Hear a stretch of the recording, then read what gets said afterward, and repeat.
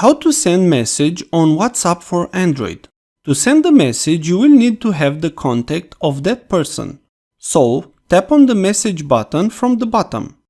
If you do not see the person on the list, you need to add that contact. Tap New Contact. If you see the person on the list, tap on that. Now, on the input, you can write a message. You can also send files, contacts, or images on a conversation that you started. When you send a message, you have three statuses for a message. When you see a simple check, this means the message has been dispatched from your phone, but not received by the person who you sent it. When you see two checks, that means the message has been sent but not seen by the receiver.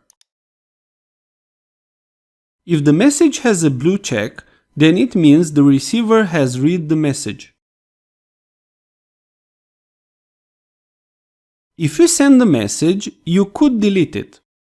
Tap on a message and you will be able to select it. Now, on the top, you have a forward button, favorite button, and a delete message. If you tap on delete a message, then you will be able to remove it for yourself. This means the message will remain at the receiver phone, or delete it for everyone. Before we get to the end, let me show you how to send an audio message or a video message. Tap on the microphone and say what you need. If this was useful, please like, share and subscribe. Also, if you have any questions, please ask them in the comments area below.